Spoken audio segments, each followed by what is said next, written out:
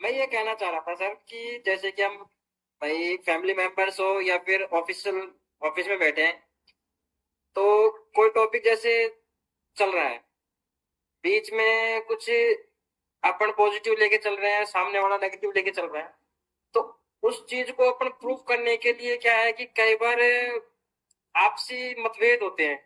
तो उसमें क्या है कि उस जगह पे मेरे को बहुत ही ज्यादा है ना, जो ऐसे कि फील होता है कि जैसे कि सामने वाले इंसान पे मैं चिल्लाता हूँ।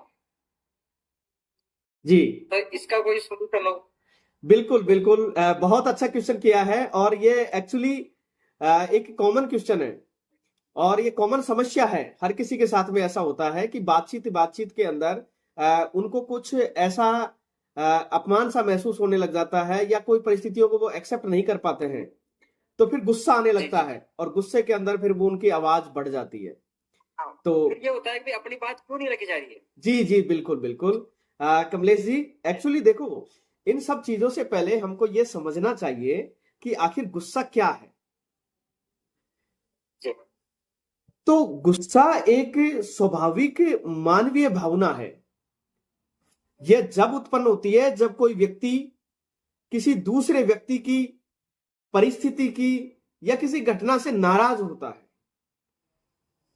यह ऐसी भावना है जब कोई अन्याय या अपमान या हम किसी परिस्थिति को एक्सेप्ट नहीं कर पाते हैं, तब हमें गुस्सा आने लगता है। तब क्योंकि हमारी जो परिस्थिति है ये इस टाइप की ऐसी होने लग जाती है कि यार कि ये व्यक्ति मेरी बात को समझ क्यों नहीं पा रहा है, मैं कहना क्या चाह रहा हूं और ये समझ नहीं पा रहा है, या मुझे बोलने क्यों नहीं दिया जा रहा है, यही लोग क्यों हावी हो रहे हैं। तो उस टाइम पर हमें गुस्सा आने लग जाता है। तो उससे पहले हमको एक चीज जरूर समझनी चाहिए, क्योंकि स्टैंड केवल हमारी तरफ से ही नहीं, स्टैंड सामने वाली की तरफ से भी होता है। कि हमने जो बात कह दी है, हो सकता है हम सामने वाले को समझा नहीं पा रहे हों, या हो सकता है हम सही तरीके से हमारी बात को रख नहीं पा रहे, या हम जो कहना चाह रहे हैं सामने वाला समझ नहीं पा रहा है। तो उस टाइम पर हमें कुछ गुस्सा आने लग जाता है।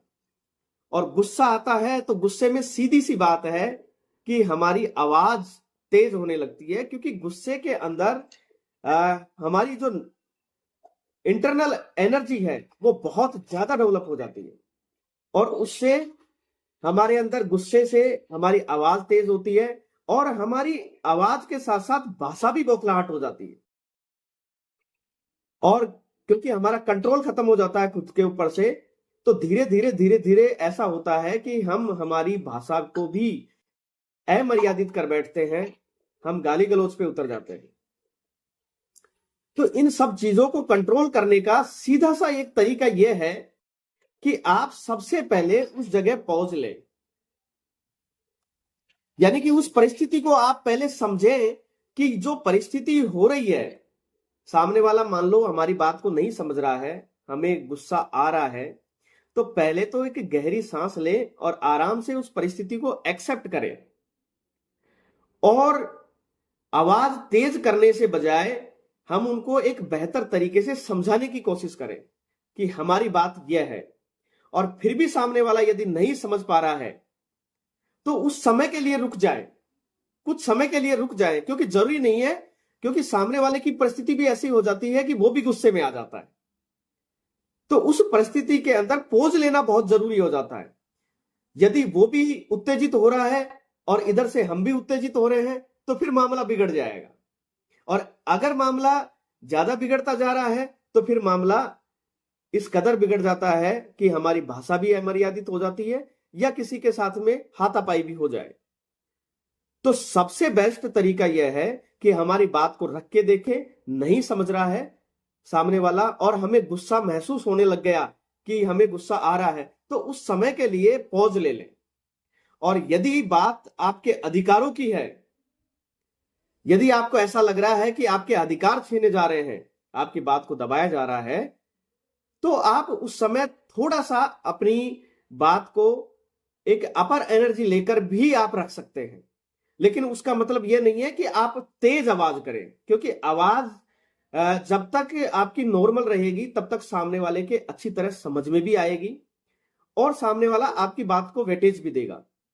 तेज आवाज अक्सर लोगों को इरिटेट कर जाती है, तो इसलिए ज्यादा चिल्लाने से बेस्ट यह है कि उस समय पॉज ले ले और फिर बाद में जब रिलैक्स मोड में हो सामने वाला भी और हम भी, तो उस टाइम पर अपनी बात को रखें। और इससे सबसे बेस्ट यह है कि उन परिस्थितियों को एक्सेप्ट करके रहें, क्योंकि हमें परिस्थिति एक्सेप्ट ही नहीं हो पाती है कि इसने अगर आखिर ऐसा मेरे बारे में कह कैसे दिया, मैं ऐसा हूं ही नहीं, इसने इस बारे में कह कैसे दिया।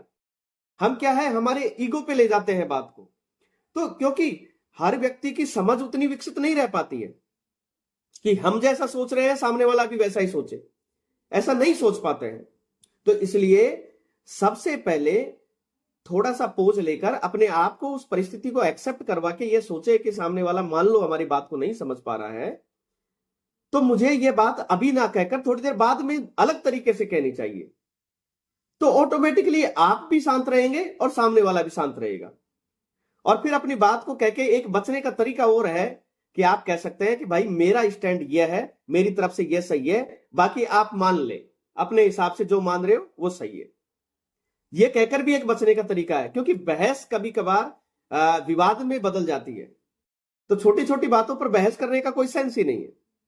तो इस तरीके से आप उस समय अपने आप को कंट्रोल कर सकते हैं।